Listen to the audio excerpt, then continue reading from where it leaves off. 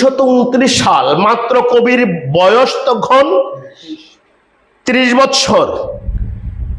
এর মধ্যে দেখেন সারা বাংলায় একটা ঝড়ের সৃষ্টি হলো। এই কবির গানে, কবির সঙ্গীতে, কবির কাব্যে, কবির কবিতায়, কবির বক্তব্যে। তখন নেতাজি সুভাষ চন্দ্র বসু, আচার্য প্রফুল্ল চন্দ্র রায়, নজরুলের স্বদেশিকতায় আচার্য প্রফুল্ল চন্দ্র, আপনারা জানেন কিনা জানি না, দুইজন বৈজ্ঞানিক, বাঙালি বৈজ্ঞানিক, একজন হচ্ছে স্যার জগদীশ চন্দ্র বসু, আরেকজন হচ্ছে আচার্য মানে প্রফুল্ল চন্দ্র রায়। ওনারা অত্যন্ত মুগ্ধ হয়েছিলেন নেতাজি সুভাষ, ওনার গান, ওনার কবিতা।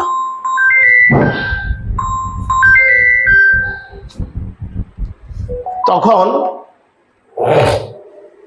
কলকাতা অ্যালবার্ট হলে 2015 সালে 1929 সালের 15ই ডিসেম্বর কবিকে তারা সংবর্ধনা দিলেন। সেখানে আচার্য প্রফুল্ল চন্দ্র রায় সভাপতি ছিলেন, নেতাজি সুভাষচন্দ্র বসু উনি প্রধান বক্তা ছিলেন,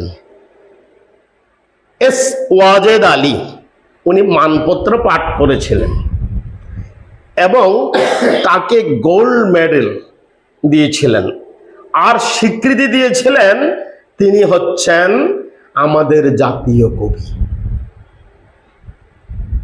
নজরুল ইসলাম আমাদের কি মাত্র 29 বছর বয়সে। শরৎচন্দ্র চট্টোপাধ্যায় কাজী নজরুল ইসলামকে বলেছিলেন, বিশ্বকবি রবীন্দ্রনাথ ঠাকুরের পরে যদি বাংলা ভাষায় কোনো কবি থাকে তিনি হচ্ছেন আমাদের নজরুল।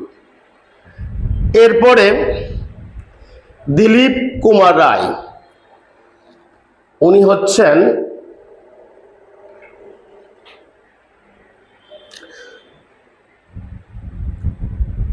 উনি বলেছিলেন যে